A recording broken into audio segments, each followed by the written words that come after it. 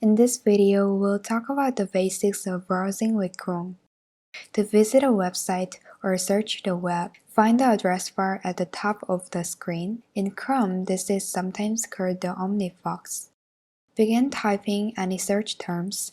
As you type, suggestions will appear, including potential web searches. You may also see websites you have previously visited or bookmarked. You can type a full web address and press enter, or simply select one of the suggestions below. Next to the address bar are the back and forward buttons, which allow you to move through pages you have recently viewed. The refresh button will reload the current page. You can use refresh when a website stops loading. Sometimes you may want to have multiple web pages open at the same time. Tabs allows you to keep the pages organized within the same window. Click the plus sign to open a new tab. Now you can type any web address or search terms in the address bar. When you find a link, you can open it in a new tab without leaving the current page. Just right-click the link. Then select the Open Link in a new tab. I'm going to open a few tabs right now to compare these views.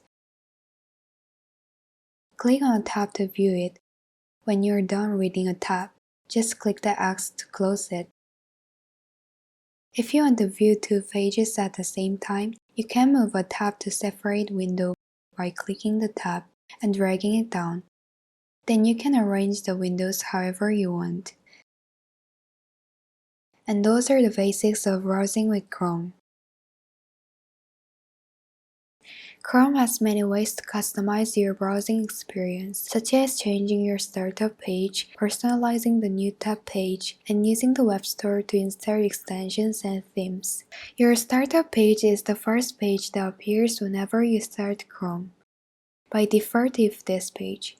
But let's change that by clicking the More button in the top right corner, then selecting Settings.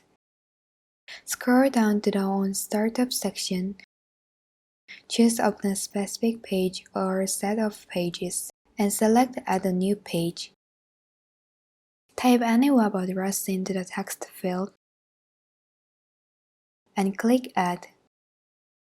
Now whenever you start the browser, it will take you to your chosen startup page. Whenever you open a new tab, you will see the new tab page.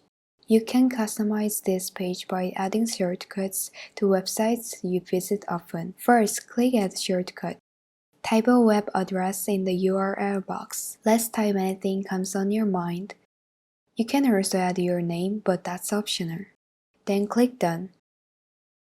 A shortcut for the website will appear. To remove a shortcut, hover over its top right corner and click the dot. Then click Remove.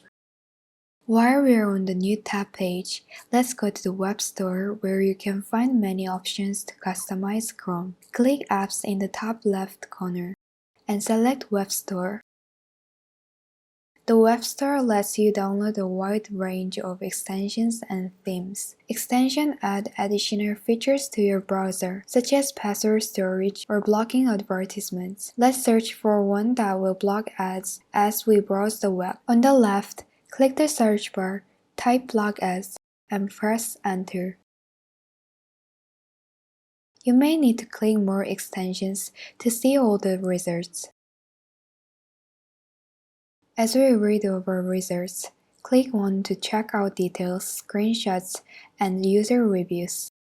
If you like what you see, click Add to Chrome. If you like what you see, click Add Chrome. Keep in mind that some extensions may ask for many permissions and may put your security at risk. So make sure to read this information carefully. If you agree, click Add extension. And don't worry if the download takes a little while. If you want to get rid of an extension, click the More button, select More Tools, and choose Extensions. You can temporarily disable one by clicking the On-Off slider, or delete it completely by clicking Remove, then click Remove again. Now we'll return to Web Store to check out themes. Open a new tab, select Apps, and click Web Store. Then choose Themes on the left. Here you will see a variety of themes that can change the appearance of Chrome by adding new colors and backgrounds. Select one to check it out. If you like what you see, choose Add to Chrome. While some themes blend in with your browser, others may make the text hard to read. So you may want to stick with the default theme. To remove a theme, click the More button. Then select Settings. Then under the Appearance section, and it will change back immediately. Keep in mind that not all extensions and themes are created or approved by Google, so we recommend carefully reading the details and user reviews before installing. Now you know the essentials of customizing Chrome.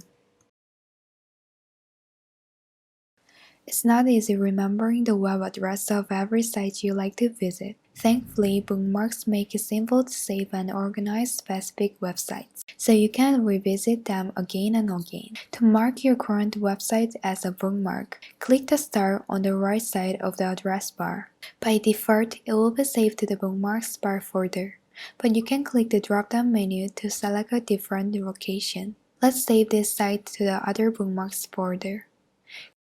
Click Done, and it will be saved in your chosen folder. Later on, if you'd like to revisit the site, begin typing in the address bar, and any bookmarks matching the text will appear in the search results. Just click on the bookmarks to open it.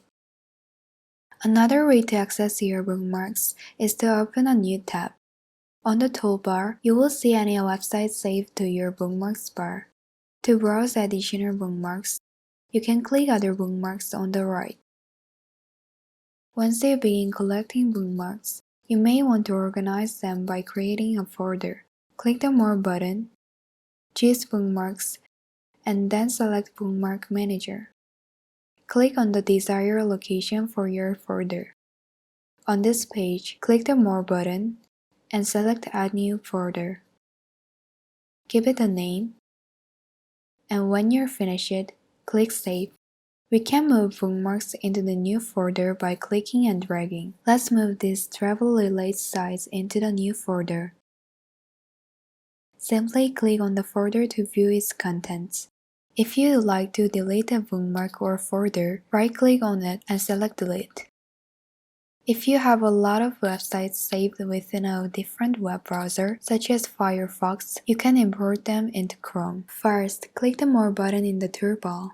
Select Bookmarks and choose Import Bookmarks and Settings. In the drop-down menu, select the browser you would like to import from. Select the type of data you'd like to import. Then click Import. Once it's available, click Done. The imported bookmarks will then appear in the new folder. Remember, creating folders is optional. You may find the extra organization helpful, but it does take some time to set up your folders. How you use bookmarks is up to you. Chrome contains numerous security features designed to give you a safe browsing experience. It also allows you to control your privacy settings and your browsing history, allowing you to keep your personal information private. Whenever you visit a website, a security indicator may appear to the left of the web address in the address bar. Understanding this indicator will help you stay safe when entering personal information online. If you see a padlock, the site is using secure connection. Always check for this icon when entering sensitive information, such as a credit card number or your birth date. You can click on the padlock to learn more about the secure connection. Let's check a different site. On some sites, you may see Not Secure in the address bar. Click it to get more details. This is not important for many websites, such as news or weather, but you should avoid entering any sensitive information on non-secure pages. To keep you safe while browsing, Chrome maintains a list of dangerous websites that may try to install malware on your computer or trick you into revealing personal information. If you try to enter one of these sites, it will warn you with a message like this. If you see one of these messages, click back to safety to return to the last page you visited.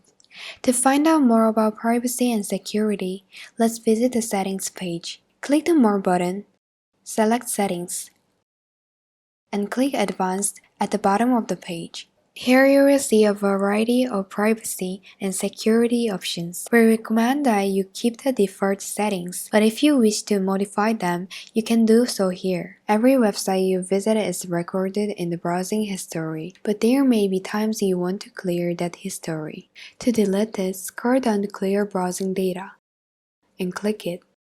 Select the data you'd like to delete. Then click the drop-down menu to choose a time frame to erase, ranging from the past hour to all the websites you've ever visited. Once you've made your choice, click Clear Data, and your chosen browsing record will be wiped away. For additional privacy, you can use Incognito mode. This opens a private browsing window. Your history will be not recorded, and any cookies will be deleted when the window is closed. To open one, click the More button, then select New Incognito window. You can use this window just like normal. You will know it's private thanks to the incognito icon in the top right corner. Keep in mind that browsing privately does not make anything more secure. Always be sure to check for a secure connection before entering private information or any site. To leave incognito mode, simply close the window. If you use Gmail or other Google services on a public computer, be sure to sign out of your Google account when you finish your session. This will log you out of Google and Chrome at the same time. If you want to sign into your Google account without signing into Chrome, you can change your privacy settings. In the Privacy and Security section, locate Allow Chrome Sign-in. By default, this option is turned on. Click the slider to turn it off. Search engines are not as dedicated and cumbersome as they once were, and that's why you shouldn't worry about confusing Google search, because they will try its best to help you out, even if you give it less than stellar info. And you can improve your search even further by keeping a few things in mind. Whenever you search for something, always keep it simple.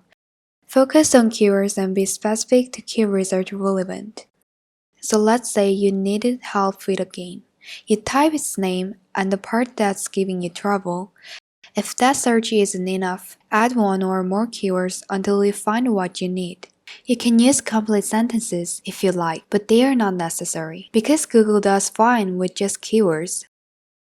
As you type in the search bar, Google automatically uses a feature called autocomplete, which suggests the most popular result involving your search term. So when you go to search for waterfall, autocomplete will give you plenty of new ideas. You can pick one of them with the mouse or arrow keys, or you can keep typing to get more suggestions. If you want to refine your results, you can use the Tools function. Let's say you're searching for images of acoustic guitars, but you only want to see green guitars. After you click Tools, select the color, and then green to filter the results.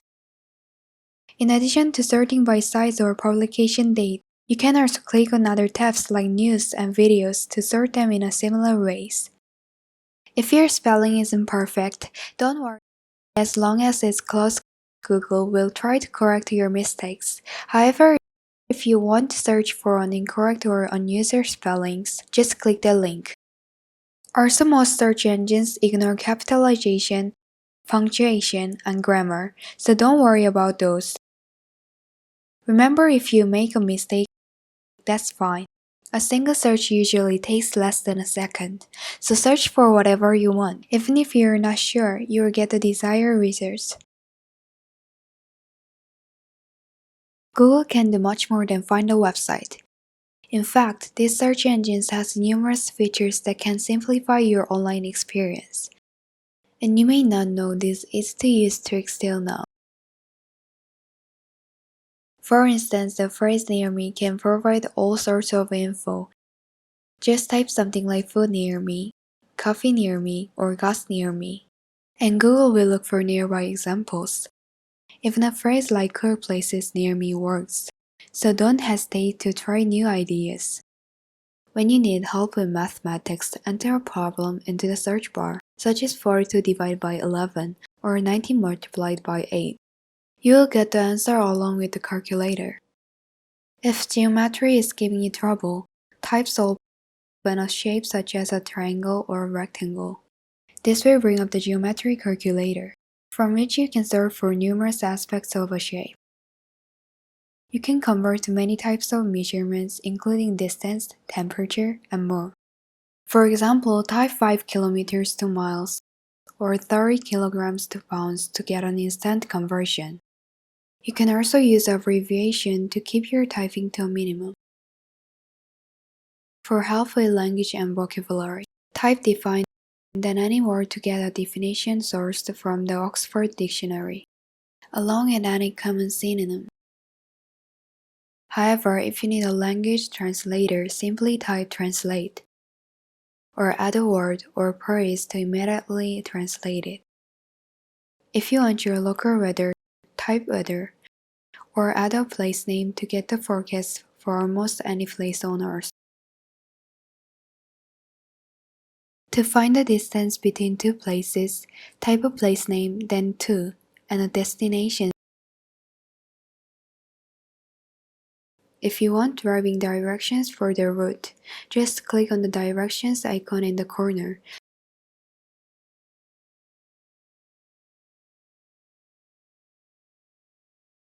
You have your Gmail account set up. It's time to compose your first email. In the left menu pane, click the plus button to compose a new email. Three main parts to the email that you will always need to have. Recipients, which are the people that you're sending the email to. Subject, which tells your recipients what the email is about. And the body, which is the message itself. Start by adding some recipients. You can type one or more email addresses here. If the person is already in your contacts, you can just start typing their name and it will appear below. Then you can press the Enter key or the Tab key to add the person. You can add a lot of email addresses really quickly this way. Another way to add recipients is to click the word to. And then you can select the context that you want. When you're finished, click Select. For the subject, you can just type something brief that describes what the email is about. And in the body field, you can type your message. Now before we send this email, there are some additional things that we can do. Sometimes you may want to add recipients to the CC or BCC fields, which stand for carbon copy and blind carbon copy. Carbon copy is used a lot in the business world, and it basically just lets the person know that they are not the main recipient, while still keeping them in the loop. Blind carbon copy is similar, except it hides the recipient's email address from everyone else. For this email, we don't really need to use either of these. You can also attach your file if you want. For this email, we might want to add a flyer that people can print. You'll be able to see the upload progress here, and larger attachments may take a while to upload. And it's nice to include a short note, just to let your recipient know what the attachment is. Finally, we can add various types of formatting to the body of the email. For example, it will be good to format this web address as a link so that people can click on it. I will select it and then click the link button. If you want, you can click Change to change the display text to something different. You can also use these buttons to add other formatting, like colors, fonts, and bullets or numbered list.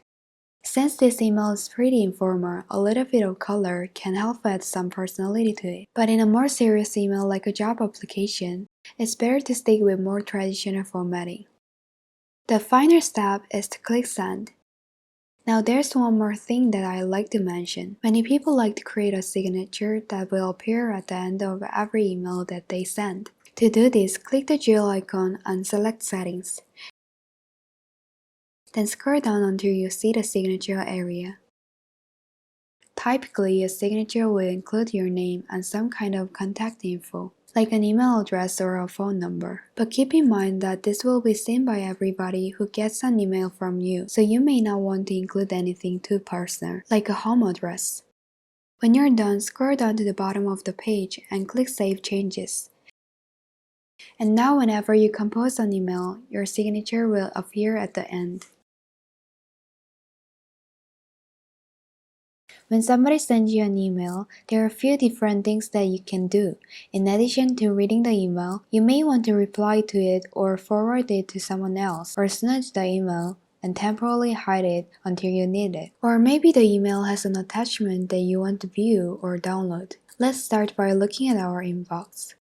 For each message, you will be able to see the sender, the subject, and maybe a little bit of the body of the message. And there's the date that was sent. If the message is unread, then the text will be bold, and the background will be a different color. So these are the messages that I have not read yet. And these are the ones that I have read. If I hover over an email, a few options appear on the right. I can quickly archive or delete the email, mark it as read, or snooze the email, which temporarily removes it from your inbox for a set amount of time. I'm going to click on this message so I can read it. You can read the message here, and you can click the drop-down arrow if you want to see more information about who sent the message and who the recipients are. After you read the message, you can go back to your inbox, or click one of these arrows to view a different message. For really important messages, you may want to add a star by clicking here. This will help you find the message later on. If you want to quickly respond to a message, you can use the Smart Reply options here. Or you can click Reply and respond to just the sender. Or you can click Reply to all of the original recipients. You can also forward the message to someone else. In this case, I want to reply to all so that everybody stays in the loop. Then you can type your message. You will notice that the original message is coded here. Most of the time, it's a good idea to leave it in because it helps to remind the person which message you are replying to. And when you're done, you can click Send. Now if you're emailing back and forth with someone, Gmail will group those messages into a conversation. And in your inbox, there will be a number that shows how many messages there are in that conversation. If you want to expand the specific message, you can just click on it, and then you can click in this area again to minimize it. Conversations keep your inbox from getting too cluttered with lots of separate messages, and it's also just nice to be able to see the whole conversation at once. Sometimes you may receive an email that has an attachment. In this case, the attachment is a PDF. I can download it or save it to Google Drive. But with some file types, you will only have the download option. I can also click it to see a preview.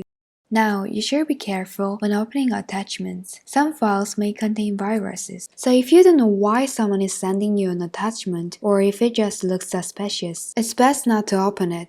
If you use Gmail at work, you may sometimes need to set up a vacation reply, which will automatically respond to emails when you're away. You can do this by going to your settings. Scroll down until you see Vacation Responder. And then you can type a message. When somebody sends you an email, this message will automatically be sent to them to let them know that you're unable to answer email. You may want to include a phone number where you can be reached, or the name and email address of somebody else that they can contact while you're away. Also, you may want to only send a response to people in your contacts to avoid giving your whereabouts and contact info to complete strangers. When you're done, click Save Changes. When your vacation reply is active, you will see this bar at the top of the screen, and you can just click End now to turn off the vacation reply. After you've been using Gmail for a while, your inbox may start to get cluttered with lots of different messages. So we are going to take a look at some of the ways to clean up your inbox and organize your messages.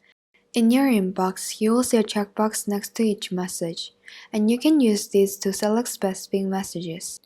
Or you can use the checkbox at the top to select or deselect all of them. If you want to get rid of messages, you can delete them. And if they are spam messages, then you can report spam, which will delete them and also help Gmail filter out those types of messages in the future.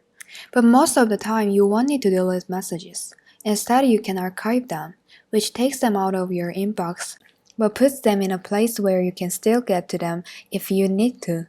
So this option is much safer than deleting them. To see your archived messages, go to the left menu pane and click More, and go to All Mail. This will show you everything that's in your inbox. As well as all of your archived mail. To hide your archived mail, you can just go back to the inbox. You can also archive or delete a message while you're viewing it. You will have the same options that you have when you're viewing your inbox. And it's really up to you how you want to manage your messages. Gmail has a really great feature called labels, which you can use to organize your messages. Labels are basically folders, except you can apply more than one label to a message, and you can also create your own labels. For example, some of these emails are from friends, so I'm going to apply a label to them. If you go to the Labels button, you can place a check mark next to one or more existing labels, or you can create a new one. Type a name for the label, click Create New, and then click Create. I'm going to click this top checkbox to deselect all of these. There's now a Friends label next to each of these messages, and the label also appears in the left menu pane. If you don't see it, you can click More to see your rest of your labels. To make your labels easier to see, you can color code them.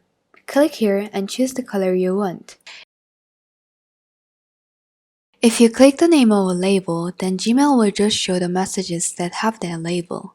This can be very useful if you have lots of email to sort through.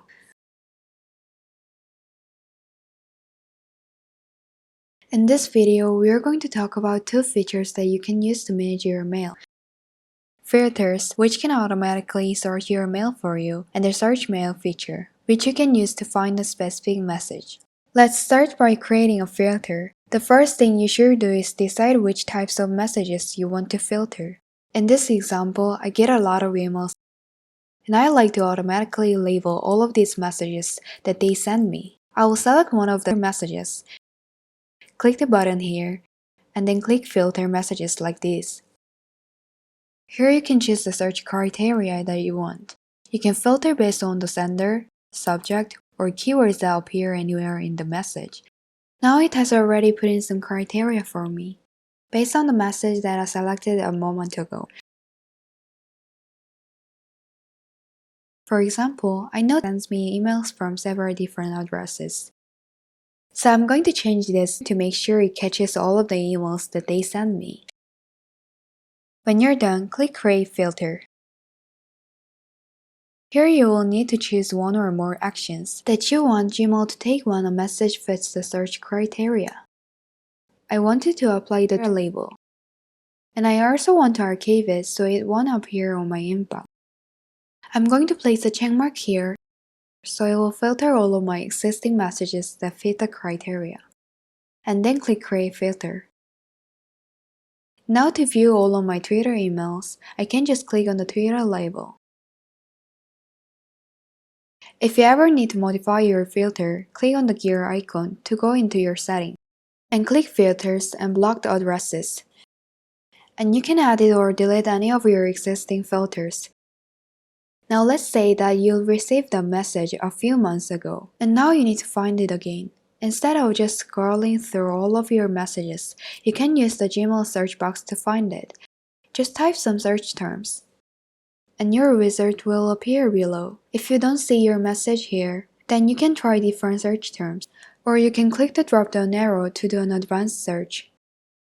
Filtering and searching your mail are really useful features, and once you get used to using them, you will always be able to find your important messages whenever you need them.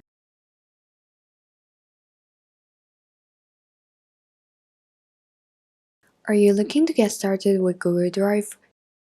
In this video, we'll cover the basics of this free cloud-based storage service. To get started, just go to google.com in your web browser. Locate and select the grid in the upper right corner. Then choose Drive. Your Google Drive will appear. It's easy to add files to your Google Drive. Just click the New button on the left to create new files or folders. Or if you already have a file on your computer, you can upload it by simply dragging it into your drive. And there we go. Let's look at a different account that's been using Google Drive for a while. Here you can see different files and folders that are stored on Google Drive. If you select a file, you will see additional options for it appear at the top of the screen. On the left, you'll also be able to access your folders, files shared with you, and more. You also have the option to get Google Drive for your desktop. You can find it by going to the gear icon and choosing Get Drive for Desktop. If you choose to insert this, you'll be able to quickly access the files on your Google Drive from a folder on your computer. Any files that you move into that folder will automatically be uploaded to your drive. Google Drive is a lot more than just a free online storage service. It also allows you to create and edit a variety of different files. For example, you might create a Google Doc, which is similar to a file you could create in Microsoft Word, a Google Sheet, which is similar to what you might create in Microsoft Excel, or a presentation, which is similar to what you might create in Microsoft PowerPoint. Creating a new file in Google Drive is pretty easy. Just click the New button, then select the type of file you want to create. In this example, I want to make a document, so I'm going to choose Google Docs. Your file will appear on a new tab in your browser window. Now you can locate and select Untitled Document in the upper left corner, and give your file a name. When you're done, press Enter. If we go back to our Google Drive and reload the page, you can see that the files has already been saved here, and we can just double-click it to open it again. Now you may also notice that there's no save command, and that's because every file you create on Google Drive is saved automatically as you work. One other thing we'd like to show you is how to create a document from a template. To get started, go to drive.google.com/templates. In this example, I'm looking for a resume template. When you find a template you like, just double-click it to open it. A new file will be created on your Google Drive with the selected template. You can then customize it with all your own information to fit your needs. Now that you know the basics, you're ready to dive in and start creating your own files in Google Drive. Google Drive is a free cloud storage service, allows you to upload files from your computer and access them from anywhere. To upload a file, click the New button. Then select File Upload. A dialog box will appear.